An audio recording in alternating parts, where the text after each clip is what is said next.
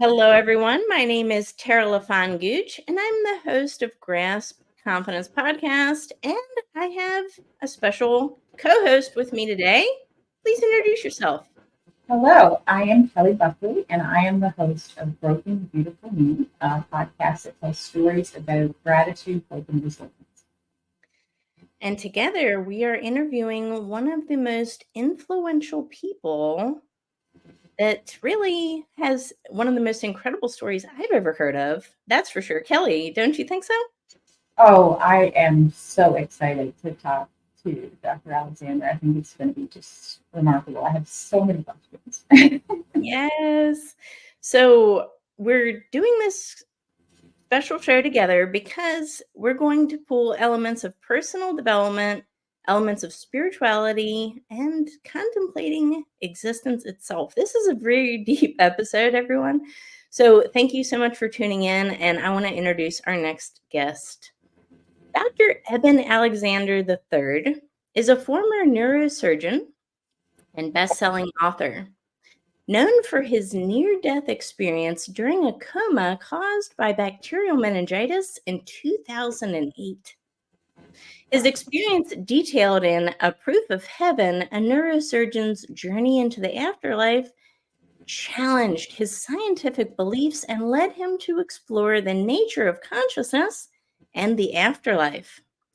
Dr. Alexander now advocates for a deeper understanding of consciousness and the eternal soul through his writing and speaking engagements.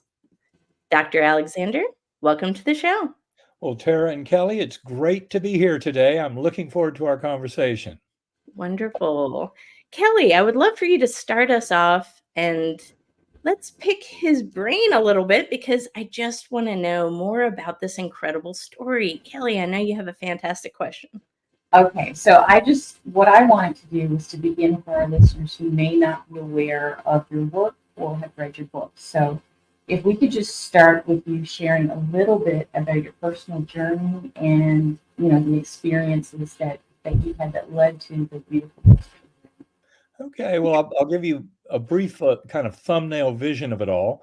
At the time this happened, I was 54 years old, had spent my life honing a very scientific worldview, and thought that physicalism or materialism was the correct answer. That is that the entire universe just consists of the physical stuff that we can measure and that we consist of, etc., and that it all follows the laws of physics, chemistry, and biology. The problem is that sooner or later you run into a big issue in trying to explain the nature of consciousness and free will with that model, especially because consciousness is much broader than just our little kind of mental phenomena. And this is something that's revealed in near-death experiences. Now, the reason my near-death experience was so important to the scientific community, and that's where very much of my support really lies in sharing the story, is because of the depth of my coma. The Glasgow coma scales, the extreme illness, and when you look at the medical parameters, and they are corroborated in a medical case report, so not just what I told in the book Proof of Heaven, where I gave a lot of my medical details, but also a medical case report by 3 doctors not involved in my care, but fascinated by my recovery because it was unprecedented in the medical literature. And that's really the value of my particular case to the NDE literature, is for me to have any kind of phenomenal experience is really inexplicable, because there was so much damage to all lobes of my brain. And modern neuroscience feels that the neocortex, the outer surface of the brain, is what really does all the human part of our consciousness. And that's why meningitis is such a perfect model for human death, especially an extremely severe case of gram-negative bacterial meningitis like I had. There was no way for my brain to harbor any kind of dream or hallucination. That much is pretty much agreed upon by reviewing the medical records. So where did that extraordinary experience come from? And likewise, the recovery. It truly is unprecedented to be so sick from this type of meningitis, be in deep coma for a week, and then end up making a full recovery, which happened to me over about 2 months after awakening from coma. And that extraordinary recovery demands an explanation. And in fact, when the peer review editors for the journal challenged the three authors who wrote the report, they were not involved in my care, but fascinated by that recovery, and said, how do you explain this? It's unprecedented. They said, well, this miraculous recovery is because he had a near-death experience. And they knew of other cases, like Anita Morjani, who wrote the book Dying to Be Me, and she had an advanced stage 4 lymphoma, and that lymphoma just disappeared after her profound near-death experience, a deep spiritual journey. Likewise, Dr. Mary C. Neal, orthopedic surgeon, who wrote a book called To Heaven and Back, and she had a profound NDE during a kayaking accident in Chile, where she was had an over 30-minute warm water drowning, was brought to the surface dead, and yet she ended up making a full recovery. She also had a rich spiritual journey. So the big message to all of us from a scientific perspective is that this reveals something about our soul and about our free will that goes far beyond materialist misconceptions. And in fact, some of my greatest support has come from scientists who, heard my story, have reviewed the medical details, and realized that this all points to a much grander universe than the simplistic and kind of false, bleak and paltry fiction of materialism that pretends that the brain creates consciousness, and that when we die, consciousness stops. It doesn't. There's a tremendous body of evidence, as we discuss in our third book, Living in a Mindful Universe, evidence for the reality of soul and continuation of conscious awareness after permanent bodily death. And this is where the scientific community is really going to help elevate and change this world, because for the scientists who take all this seriously and study these cases, they indicate something far more profound about the nature of consciousness, about our relationship with the universe, our whole sense of meaning and purpose in this lifetime is dramatically supported in a very positive fashion by acknowledging that the brain is not the creator of consciousness, but is simply a filter or transceiver that allows us to connect to a primordial universal consciousness, to that God mind that so many near-death experiencers come to witness during their NDE, and they come back to this world knowing there's nothing to fear about death. That in fact, it's not the end of our relationship with loved ones, that our souls continue on. So there's a tremendous amount of comfort that can come from this enhanced view that admits to the data as opposed to denying and debunking it, which is what materialist science has done for so long. And I'll also just put into this discussion that quantum physics, which is right at the heart of some of the deepest mystery of the last century of scientific investigation, is right at the core of this intersection of the physical world and the mental realm. And it shows really the primacy of the mental. That's why that Nobel Prize in 2022 for entanglement, the apparent connection of subatomic particles beyond space and time, is so important in coming to a deeper understanding of the brain-mind connection and the nature of reality. And it's a view that greatly honors consciousness as kind of unified and primordial. And that is something that all of our minds are part of. This is a tremendous scientific revolution. It's of tremendous benefit because it truly supports that we're spiritual beings in a spiritual universe. The reality of soul, the importance of the binding force of love, which is an undeniable core issue revealed by near-death experiences, shared death experiences, which are just like near-death, but happen to people who are perfectly healthy, like a loved one who might be 1,000 miles away.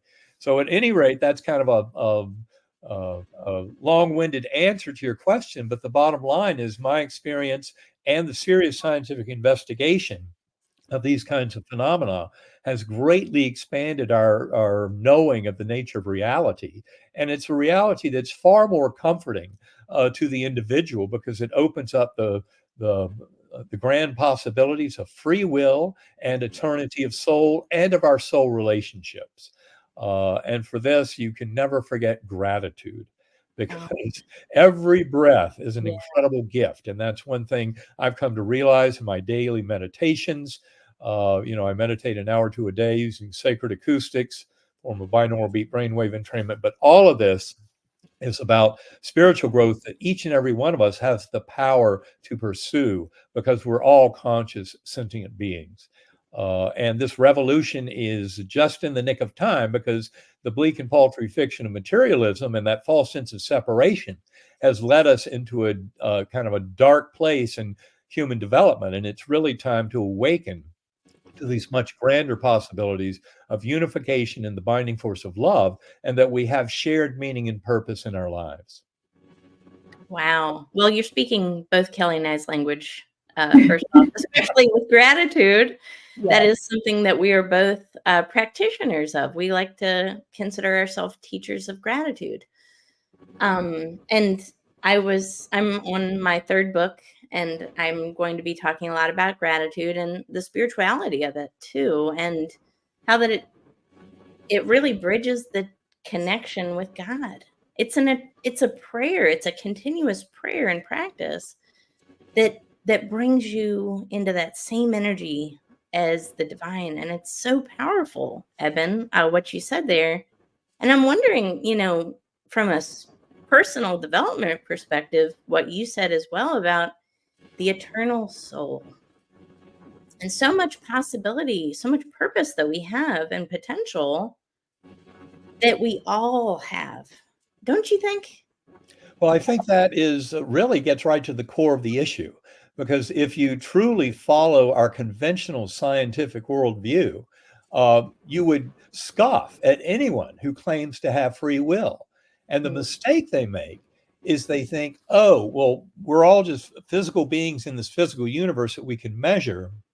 And this thing we call consciousness must just be the result of the electron fluxes and chemical reactions in the brain.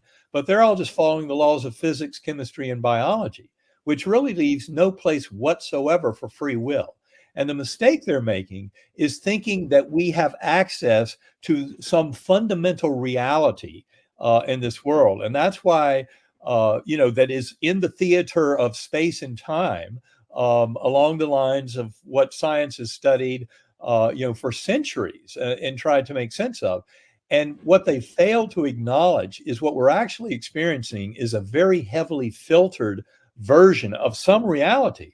And yet, one of the deepest lessons of quantum physics that has vexed the scientific community for the better part of a century and is only now finally at a point where we're getting to some kind of resolution and understanding is the concept of consciousness as being fundamental. That is, this phenomenal witnessing we have, actual, and our interaction with those kind of the phenomenology of our mental experience is what actually drives the way the universe goes, because it's all fundamentally mental, not fundamentally material. And the material or physical universe emerges from the mental. And this is one of the most important ingredients of understanding why that Nobel Prize in 2022 for entanglement of subatomic particles was so critical. Now, there are many quantum physicists who simply will say that, there's going to be some other kind of mechanistic material explanation for entanglement.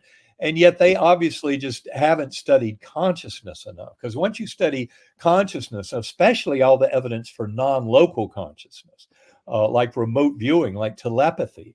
Read Guy Leon Playfair's book on twin telepathy. You'll find more than 35% of identical twins have very powerful telepathic experiences. One twin might touch a hot stove. The other twin can be 1,000 miles away and feels pain and develops a blister. Now, those are real phenomena when you study them. Now, people will say, well, I haven't had telepathy, so it can't be real. Well, when you study it scientifically, you'll find telepathy is a very real phenomenon. And if you open your belief system, you'll soon start to find that you have the powers of telepathic communication with others too. So then you have remote viewing, which is probably one of the most widely supported kind of scientifically studied aspects of non-local consciousness. You've heard of the psychic spy programs of remote viewers being able to discern military intelligence, across the globe. I mean, some of the remote viewers, for example, Ingo Swann was able to remote view the blue ring of Jupiter back in 1973, 6 years before the Voyager spacecraft went by Jupiter, and and image the blue ring of Jupiter. So a remote viewing is a very powerful technique for accessing knowledge. And as Jessica Utz, the head of the American Statistical Association, said in her presidential address in 2015, remote viewing, telepathy, precognition, these things have been proven beyond any reasonable doubt. If they weren't so sensitive, because they suggest the reality of a spiritual universe and of a universal consciousness, they would have been admitted by science to being real long time ago. And yet they hit a touch point because we've had such a conflict in our culture over centuries between some form of spirituality or maybe a religion and science and scientific investigation. But in the 20th and early 21st century, we finally found the evidence that consciousness truly is something fundamental and not just derivative from the material, and that the brain seems to be serving more as a filter or transceiver that allows consciousness to express as a little eddy current of that primordial mind. And yet when we die, we reunite with that primordial mind. That's what near-death experiences, life reviews, your entire life flashing before your eyes, birth to death, everything in between, simultaneously presented, and not just as memories, but as reliving of the events. And the other important thing to say about life reviews, and this is not just from my experience, but from Bruce Grayson, an MD at University of Virginia, and he's written on more than 700 life reviews in his extensive database on near-death experiences, and reports that something like 74% see a life review as from the perspective of everybody involved. That's why it's like the golden rule written into the fabric of the universe. Because if you've handed out a lot of pain and suffering to other people, in your life review, you get on the receiving end of that kind of thinking and behavior. And if it's very painful to others, you get to feel that pain. So the life review really is treat others as you would like to be treated, because in the life review, you're going to feel what it feels like to have treated people the way you lived your life. And that's why it serves as a gentle course correction to gently nudge us towards love and compassion and kindness, mercy, acceptance, and of course, never forget gratitude. These are the main ingredients that are suggested by near-death experiences. And now that the scientific community is taking them very seriously as a real aspect of human existence, we're coming up with much better models of how it all works. And for any of your audience who want to see the indisputable scientific proof of the reality of the afterlife and of reincarnation, because that is a giant part of it all, go to bigelowinstitute.org. You will find 29 essays that were written in 2021 in an essay contest, and they all were written by scientists who had at least 5 years experience studying the afterlife issue. And you will find overwhelming evidence for the scientific validation of continuation of conscious awareness after permanent bodily death at bigelowinstitute.org. Tremendous amount of information. Of course, our third book, Living in a Mindful Universe, covers a lot of similar material and goes even further in terms of integrating it all into a model that works to explain the nature of reality, of eternity of soul, and that we're truly spiritual beings in a spiritual universe. Amazing. Kelly, I know you have a burning question that you're dying to ask him about the life review, right? I can feel it. Well, it's interesting. So the origin of my work is I work with the bereaved, and I actually started doing that after the loss of my son Stephen in 2009. And that year, I call it the most awake year of my life, because I felt connected to something that I had not experienced before. Mm-hmm. And as I was reading your material, I realized that I had written something about that life review. It called it God's special reel of film. And I said, you kind of go into this theater and you're presented with how you have lived your life. And the cutting room floor is where you missed an opportunity to love someone, or you missed an opportunity to forgive someone. And it's just, I have to say, I'm so thankful for you, because it's validating for me that as I was writing that, I knew it was true. I knew that was the truth. And I always say that I was just the typist in that first year, as I was grieving. But I was so thankful for the wisdom that came with that. So the life review, what can you say to people about how they can think about their own life review without actually experiencing a near-death experience? Well, I will tell you that my wife, my partner in all this work, the co-author of that book, Living the Mindful Universe, Karen Newell, has often reminded me of the daily review. Why save it for the end of your life? And this is something that's a very natural result, for example, of meditation, of regular meditation or centering prayer. For me, centering prayer and meditation are one and the same thing. I use a very powerful tool in the form of sacred acoustics binaural beat brainwave entrainment. We explain a lot of that in the book, Living in a Mindful Universe, about how this is such a powerful mode for helping to liberate your conscious awareness from the little ego mind. Important to point out that little voice in your head is not your consciousness. I love how Michael Singer, in his book, The Untethered Soul, he calls that voice in your head the annoying roommate. That's very, very important to get. That is not your consciousness. Your consciousness is your awareness of those thoughts. But in fact, that awareness has access to much grander aspects of self. And I'm sorry for your loss, but you're pointing out a beautiful aspect of that kind of tragedy of losing a loved one, is that often we are then gifted with some form of after-death communication, a great clarity that their soul is still here and is alive in the here and now. And it's not just wishful thinking. That's the important thing. There's so many examples of people getting very real and important information. For example, health information. I know a colleague of ours, Larry Burke, has written a book on premonitory dreams, and his book addressed just breast cancer, I believe, was the focus of it. But a number of cases where people had premonitory dreams, and I can say that often dreams like that involve a loved one who gives us that information that we need to go to the doctor, or that there's a mass in the breast or what have you. So it's not just kind of wishful thinking about, oh, I wish I could reconnect with them, but often they come to us with useful life important information, like medical data that says get this particular thing checked out.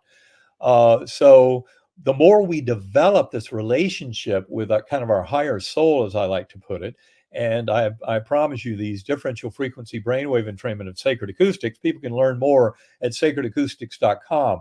But it's an incredibly powerful way of kind of letting that ego voice make a request, ask a question, but then at the beginning of the meditation, the ego voice just goes into timeout, as I've learned to ride the tones, coast with those tones.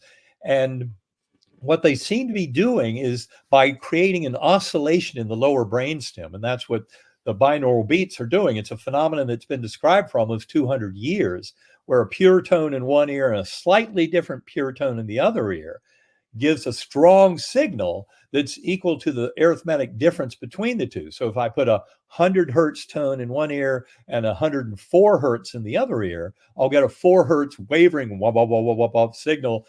And that is what I've learned to ride and just kind of blank my little ego mind, but let that kind of connection with higher mind. Basically, you're trying to get into a hypnagogic space. That is like the space between awake and asleep. And we know, from long experience, various inventors have used techniques of getting into that hypnagogic space when they had a deep question to answer. Like Thomas Edison, one of the greatest inventors. He was kind of a lead at General Electric in the early days with hundreds of patents. And he used to drift off to sleep with weights in his hands, and they'd wake him up as soon as he started to fall asleep. But just by getting those few seconds of micro naps, of hypnagogia between awake and asleep, all of a sudden you have these creative ideas. And he learned to really use that creativity, use that hypnagogic space. And sacred acoustics is a beautiful way to start to practice a way of getting into that hypnagogic space, which is really an overlap of your mind with the mind of the universe. So a great source of creativity, of insight, of understanding, of spiritual guidance, connecting with souls of departed loved ones. All these kind of things can happen in that hypnagogic space. And sacredacoustics.com, binaural beat brainwave entrainment, is an incredibly powerful and effective way for you to turn off the little ego mind, that little chatterbox monkey mind in the head, and start really pursuing your higher soul and that grander wisdom that comes from connecting with primordial mind. And these are all concepts that we cover in detail for both practical and theoretical implications in the book, Living in a Mindful Universe. You mentioned ego, and I was just talking to Kelly this weekend about ego, and she has something phenomenal. I want you to tell him what you say about ego, Kelly. I always say I'm not really sure of the origins of this. I feel like I met Wayne Dyer 10 years ago, and I feel like it may have come from him. But I always call ego edging God, and that's you lose the perspective when you let ego come into that conversation. When you're living your life, and if you just move that out of the way, you open yourself up to the magic that is all around us that sometimes we just fail to see. Well, that is a very important point. I'm so glad you made that. In my journey, people who've read the book Proof of Heaven will realize, first of all, that it was amnesia was an unusual ingredient of my NDE. In fact, I've never heard of amnesia being that big a part of someone's near-death experience. But for me, I had no knowledge of Eben Alexander's life, no knowledge of humans, Earth, this universe. It really was an empty slate. And what I've discovered is that NDEs are always tailored for the individual that has them. They really have no other purpose. But when you study them en masse, we study big numbers of NDEs, we find a lot of commonalities. But in mine, it was unusual to have that amnesia, but it allowed for an extraordinary lesson for someone interested in neuroscience, phenomena of memory and consciousness to go through this, because it really defied most of my materialist preconceptions about it all and truly opened me to a far grander kind of vision of what this could all mean and where it was headed. But the amnesia allowed me to go into these many different levels, and I started in what I call the Earthworm Eye View, primitive course unresponsive, but then through a musical melody of light, a light portal was led up into this brilliant ultra-real gateway valley. Now that, of course, would be where life reviews would happen, that kind of area. That's where I had that beautiful guardian angel on the butterfly wing and this incredible beauty down below, kind of a world of perfection. There was no death or decay at all. And yet that was not the end point of my journey. There was a beautiful message from that spiritual guide on the butterfly wing. And of course, it was a discovery of her identity 4 months after my coma that drove home the reality of the experience. But importantly, that was only a stepping stone in my journey, because the angelic choirs that created such a sense of ultra reality in that Gateway Valley provided yet another light portal to higher and higher levels. And I saw all of four-dimensional space-time collapsing down, all of that deep ultra reality of what I call the Gateway Valley, that spiritual realm, collapsing down, until all I had was this complex oversphere that was basically the entire universe throughout all of eternity. And I was then in this core, as I called it, and the core was a complete oneness. All dualities come into oneness. We live in a world of dualities where you have masculine, feminine, dark, light, good, evil, et cetera, all these spectra of ranges of things. But in that core realm, it all came together into oneness. And not only that, I recognized that the very source of my conscious awareness was that pure God force of pure love. And that's why NDEs are so comforting. That's why more than 90% of people who have had an NDE across all cultures and belief systems, and this includes a lot of people who were previously atheist or agnostic, more than 90% of them come back knowing in the reality of a loving, personal, responsible intelligence at the core of the universe. And what I came to realize is it doesn't matter if you want to call that force God or Allah, Brahman, Vishnu, Jehovah, Yahweh, Great Spirit. These are all names of humans trying to claim it. But the deeper reality is we're all talking about the same infinitely loving, merciful, kind, focused, unconditionally loving presence of a God force. And that is what brings such comfort. But to me, the important thing is that that was really the source of my conscious awareness. So none of us are ever separate in any way from that God force. It's always there in a very powerful form, right in the core of our awareness. But it helps to traverse that veil that connects us to the spiritual realm so that we are more into that oneness. And this is where, centering prayer and deep meditation can help any and all of us to get to the same kind of knowing and knowledge. You don't have to have an NDE. It certainly helps to have one as a touch point, but to even hear about NDEs is a great catalyst to help all the rest of us grow into this deeper spiritual truth. But we have the tools as a conscious, sentient being to explore consciousness through meditation and centering prayer. And that's where you start to discover that it's far grander than this little ego-focused, conscious awareness. It's only in the here and now in this body, but far grander than that. And that's where I think it's so important for all of us to reject that bleak and paltry fiction of materialism, that we're isolated individual sentient beings with no connection to the universe and to each other. And of course, this notion of spirituality also greatly encompasses the animal and plant kingdom. So don't think that animals don't have a rich kind of spiritual existence. I've heard many a story of people who are pet lovers who encounter their pets in beautiful ways in near-death experiences. So in fact, it's really as humans with our little ego mind, that linguistic brain, that we're led away from some of these spiritual truths that I think can be kind of obvious to animals. And that's why that whole predator-prey dance of animals eating animals is not as painful and horrific as we might think, is because the animals are used to the fact that they have a continuity of life, that they come back again and again. And this is something humans can realize, not just through NDEs, but for example, through the work of Christopher Kerr, a hospice and palliative care doc in Buffalo, New York, who wrote a beautiful book about 5 years ago called Death is But a Dream. And he doesn't study NDEs at all. What he studies are people who are actually dying. And what he finds is exactly the same things happen. And they have elements of life review, even in the weeks before they die, if they have kind of a prolonged death and not a sudden death.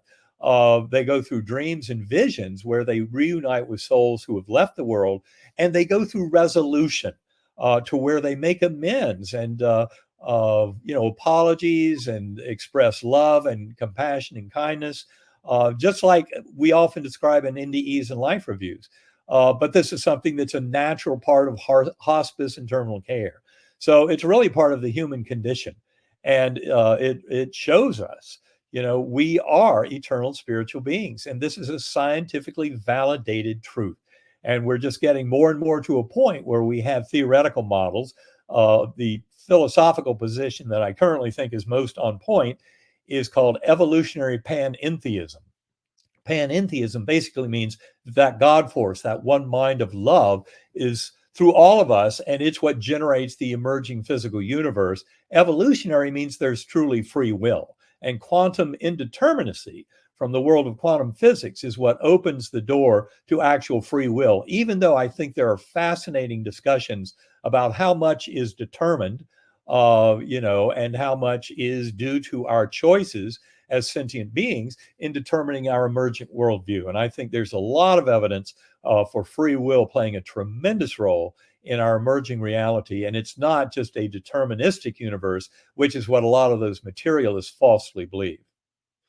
I love that. It's so poignant. And you're talking about the golden rule, our not just our life reviews, but our daily reviews, right? The impact that we're creating. And Kelly talks a lot about the ripple effect. It's so powerful. But, I can't help but think you come from the scientific background. In my work, I work with a lot of people that are trying to share their story. Maybe they're afraid of criticism.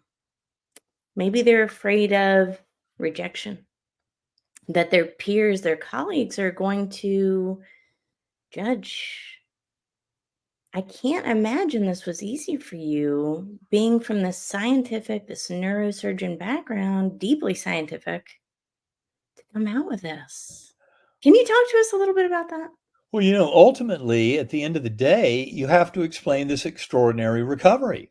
I mean, that's what the peer review editors of the Journal of Nervous and Mental Diseases challenged the three authors who wrote the case report on my medical records. How do you explain it? This is unprecedented in the medical literature. And they said it's because he had a near death experience. That is the explanation. It's simply scientific acceptance of the reality of this kind of miraculous healing. Now, interesting that in medicine, we look back over the last 7 or 8 decades, and we've been using placebo effect as the great gold standard for medical controlled trials. And placebo effect is much more than just a sugar pill fixing a headache. Placebo effect is an extraordinary demonstration of the power of human belief and will to influence our emerging reality. And if you go beyond, just placebo effect, and it's a kind of beautiful example of how somebody believing they're doing something to make them better can make them much better. And then you can work your way into the world of spontaneous remission of diseases. For example, if you go to noetic.org, Institute of Noetic's website, you'll find, put in the search term spontaneous remission, you'll find a book that they published in the mid 1990s. It was by, I think it's Hirschberg and O'Reilly or something like that. I might have the names wrong, but if you do that search, you can find it on the Noetic website. And they studied more than 3,500 cases of advanced cancers, advanced infections, what have you, where people had exhausted all the modern medical techniques available and were left with a disease that was out of control. And in those 3,500 plus cases, through prayer, meditation, through adopting a more kind of spiritual lifestyle, taking charge of their own health, sometimes changing their diet, things like that, you start to find this tremendous capacity for spontaneous remission of diseases. In fact, there's a beautiful book. It's called Radical Remission, where I think Kelly Turner wrote that. And she took more than 1,000 cases from that Noetic Sciences database that were all cancer. And she found the features that allowed them to overcome their cancer beyond any medical intervention. And 6 of the 9 features she identified were mainly spiritual, taking a spiritual approach to life, etc. But this is just showing us the power that we have with mind over matter and admitting to the spiritual realities that are revealed by these kind of cases. And when you move placebo effect, spontaneous remission, you then get to these extraordinary cases of healing in near-death experiences that completely defies Western medical expectations. And that's where we really just have to start taking seriously that our free will and our kind of spiritual identity can actually drive the bus and actually influence our healing. And it turns out, of course, none of us are meant to live forever. So we're all meant to leave this physical body in some way or form. But in prayer and meditation, we can seek that highest road. And what I have found is the more we're adopting this beautiful sense of love, compassion, kindness, mercy, acceptance, gratitude for self, and then serving as a conduit to share that out to our fellow beings, that kind of thing, you give love out to the world, and the love gives you love and healing back. And so that is what I think is most important about this, is all of this talk of consciousness and free will ultimately hinges on that beautiful power of love, binding force of love, which is tremendously healing to near-death experiencers. And that's why it's so important to share these stories. And you had talked about how it's, many people don't share these stories because people think they're crazy. And that's one of the reasons why I wrote the book Proof of Heaven, and I wrote it as a scientist, and it has a big bibliography full of scientific papers and books. That's why if you go to ebenalexander.com to my website, you'll find a recommended reading list that has a lot of scientific papers and books referenced in it. They're all categorized. Some of them are hot links to the actual scientific paper. And that recommended reading list will get you way on your way in terms of coming to a deeper understanding of all of this. But it's all supported by science. The religious community has had more than 5,000 years to try and teach us the golden rule that love is built into the fabric of this universe. And now ultimately it looks like it's going to be science, quantum physics, and the serious investigation of these kind of phenomena, including, investigation of telepathy, mind over matter, psychokinesis, remote viewing, all of these kind of extraordinary phenomena of consciousness that some people have very powerfully, but other people, and a lot of this is your beliefs. Be careful what you believe, because if you believe this is all nonsense, you'll never be able to discover it in yourself unless you get knocked in the head with, a soul who's passed, who wants to knock some sense into you. And that's where after-death communications are so important. But ultimately, our beliefs, most of our societal beliefs in our modern culture are falsely limiting. And that's where it's so important to open our minds to these grander possibilities and ultimately to realize that, ego toxicity is not your friend. I will point out as a physician that alcoholism, addiction, drug addiction, and also addiction to things, sex, love, work, exercise, people can be addicted to a lot of things. And ultimately, addictions are where whatever this hyper focus is, it ends up kind of wrecking other parts of your life. And addiction is ultimately an ego disease. And this is where, turning it over to a higher power, like an AA programs that I'm familiar with from stopping alcohol back in 1991. It was never a problem for me at work, but it was something that on my nights off call, I leaned a little too heavily on that scotch. And I know a lot of people out there have addiction problems. And that's why I share that was part of my issue. Also, that I was adopted. It's a giant part of my story if you read Proof of Heaven. In fact, it was only meeting my birth family a year before my coma that helped me when I received a picture in the mail 4 months after my coma from that birth family to finally connect the dots and go, oh my God. It actually happened, identify that beautiful guardian angel on the butterfly wing. All these pieces are important because my adoption history is one of being put up for adoption at age 11 days. My birth mother was an unwed 16-year-old. And as far as I ever knew, my birth parents got separated in those moments. That was the end. They never got together. And then I found out in the year 2000 that they had gotten together. They got married and had 3 children. But that one of those children had already died, that my younger sister had passed over. And all that's a huge part of the story in Proof of Heaven. I won't dwell on it now, but important to point out that with my history of the alcoholism and successfully rising above it, and also the adoption wound, abandonment wound, I think even though for many people who are not adopted, we all have kind of a separation from spirit wound that comes in our modern culture with its focus on materialism and its a kind of denial of our spiritual reality. And this is where waking up to the scientifically validated reality of spirituality, that we're spiritual beings that are interconnected. Reincarnation is a giant part of the picture. This is not just the visions people have in NDEs, but if you go to uvadops.org, that's the University of Virginia Division of Perceptual Studies, and start looking at their scientific papers, you'll find they've studied more than 2,500 cases of past life memories in children suggestive of reincarnation. And of those 2,500 cases, more than 1,700 have been solved over 6 decades. That is, solved means they found the person who lived before that the child is describing. Often the child gives names, very specific details about how they died in the previous life.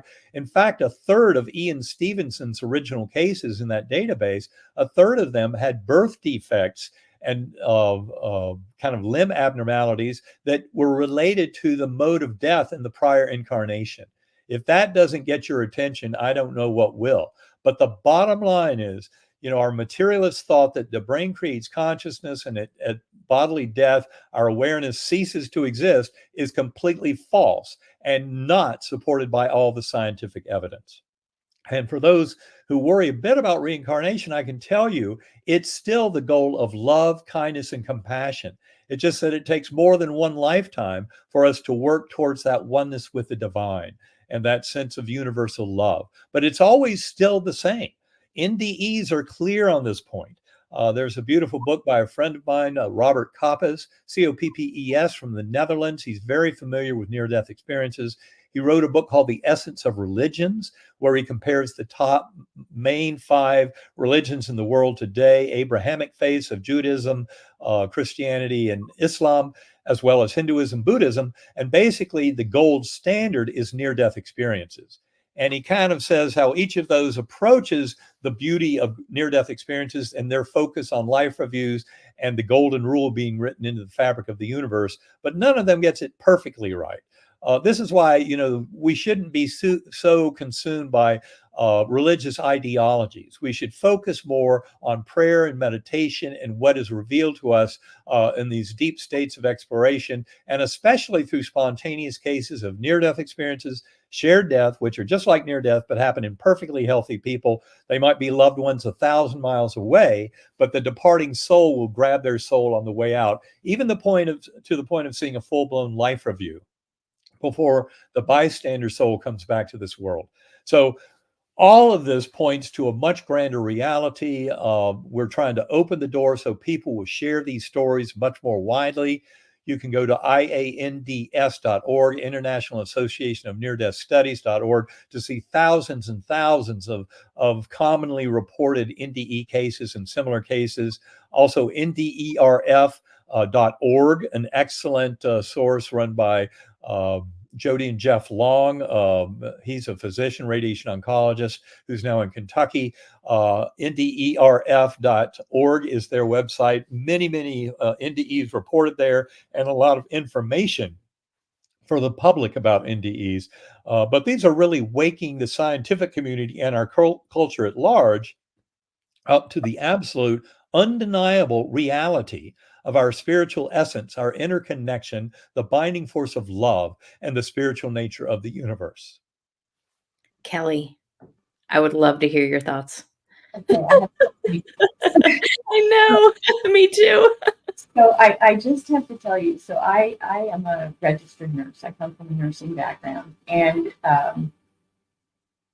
everything that you've said, just based on my own professional experience and then personal experience with law, I don't even really, I'm at a loss for words, but I want to just read the quote that I read this morning as I was preparing to talk to you. It's from Nikola Tesla. The day that science begins to study non-physical phenomena, it will make more progress in 1 decade than in all the previous centuries of existence. So as a registered nurse, I recall sitting by patients' beds as they were getting ready to pass and staying with them. Primarily, my areas of focus were intensive care, emergency room nursing, and oncology nursing. So the spectrum of loss, I think, prepared me for the journey that I'm on now. There was just things that I could not explain as people were passing. There was things that I could not explain about a person's recovery in an oncology setting that had a very poor prognosis, but their mindset was completely different from a patient who had the same prognosis. And so put those 2 patients together, and the person who had the mindset and who was meditating and focused on healing, that their outcome was better. And I never really had, I wasn't doing a professional study, so it was just all the observations that I made through the years. And I'm just at a loss, because everything that you've said is just so validating and I'm sure for so many other registered nurses out there, because in my community I connect with so many of them, and we all have those questions and we see what is happening. And I'm glad that we're having this conversation finally as part of what makes up our healing and well-being.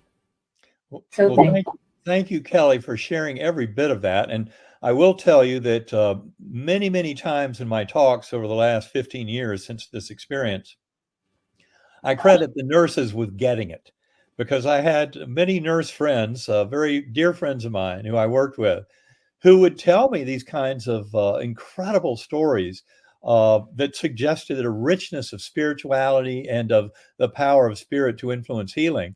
And I was such a hardcore kind of, I want to be able to measure it, materialist mind, that I wasn't paying attention to what they were telling me. But you're absolutely right. And I would say nurses are more commonly present when people pass from this world. I think as physicians, sometimes maybe we feel like we failed our patients if they're just about to die. We might not be as present. Maybe I'm just speaking for myself.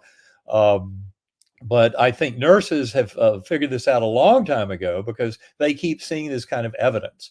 And of course, I have a few stories in my book, Proof of Heaven, of terminal lucidity and that kind of thing, and also of after-death communications, where families and nursing staff were trying to share this stuff with me to help me grow up into a much more mature view of the nature of reality. And yet my hardcore materialist preconceptions and assumptions were interfering with my admitting to the obvious evidence. And that's why I think it's so important that the scientific community is now taking these cases very seriously and studying them rigorously, because then you start to connect the dots in ways that are very, very powerful. And that have huge implications for our understanding. But the emerging reality is absolutely one of shared spirit, where we're really all bound together through these forces of love, and that we're here to help each other and to take care of the least, the last, and the lost. We should be taking in refugees, as a nation, as individuals. We need to help people.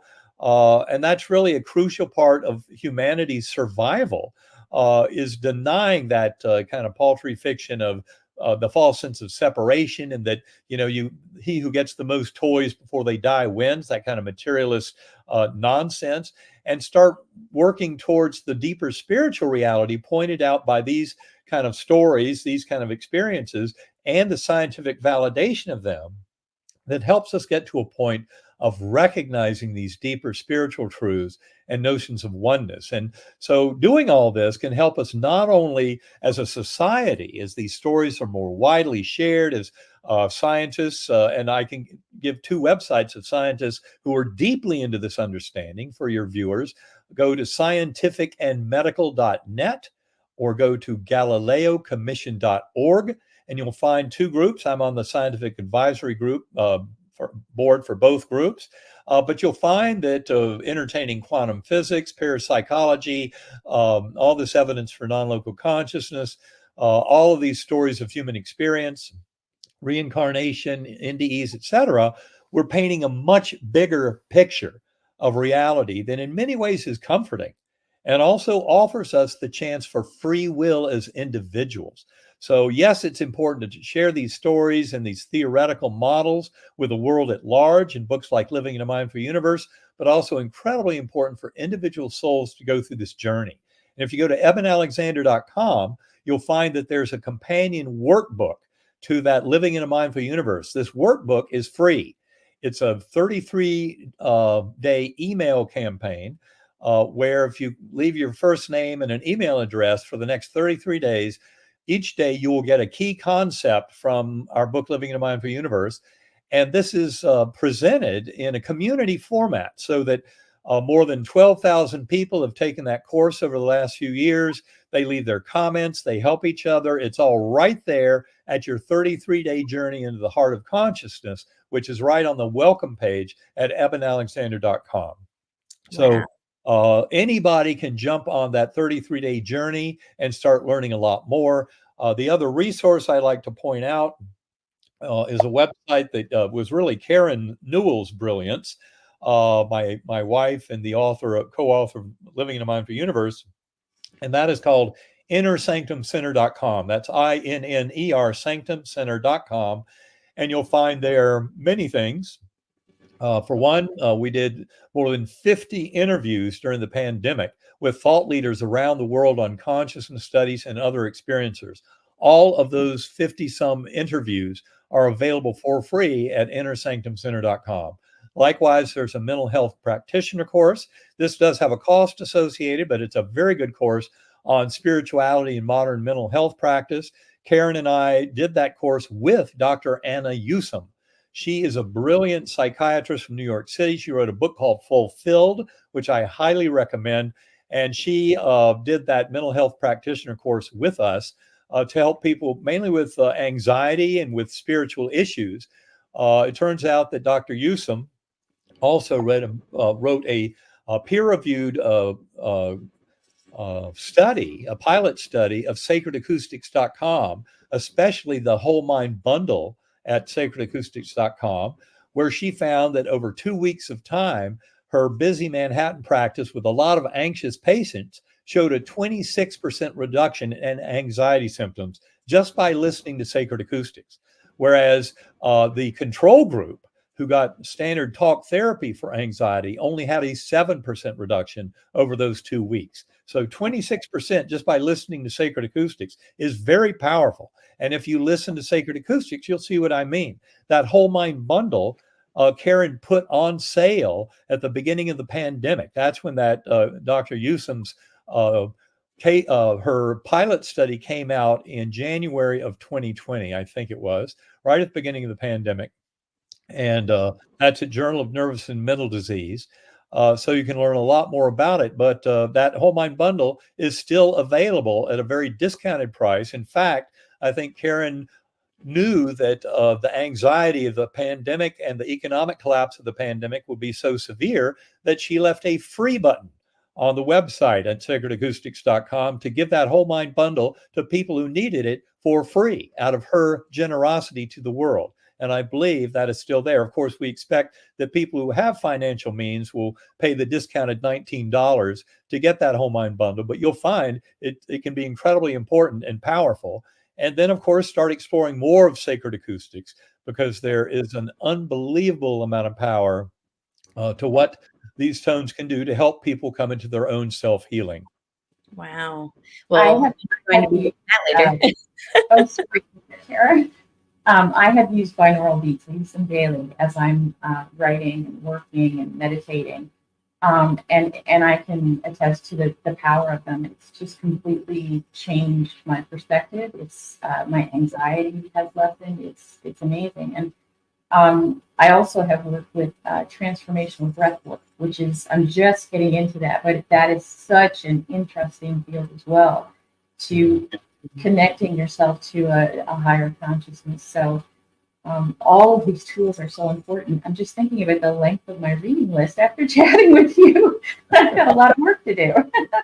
Well, it's all play. I look at it as play. This is fascinating stuff. And the more you realize that it heads to a much more positive life, and one where you feel like you have a true influence on your emerging reality. I mean, this is an incredible revolution just in kind of human thought and human abilities and acknowledgement of our power. I think within the next decade, just as Tesla said in that beautiful quote you read earlier, science will discover far more than we have in all the centuries of our existence, as this kind of knowledge of the power of mind over matter expands and as more and more people explore their own potential. Wow. Oh my gosh. That was a mic drop moment. Well, with that, I want to just say thank you. I'm very grateful for your presence today, for teaching us this. I know I learned a lot. I know our audiences has learned a lot. And there's so much depth to the human soul, folks. So much infinite potential within all of us. And this just goes to show us how much potential we truly have. But most importantly, I feel like how loved we actually are. That is true. It's all about love. The more we can serve as a conduit for that love and bring it into this universe, share it with our fellow beings, the better off we all are. Thank you so much for what you do to get this out there. Thank you, Eben.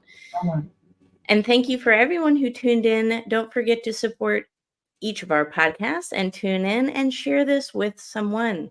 This is truly a life life-changing and life-saving message. So the more we share, the better off we can all be and help each other and rise as a collective.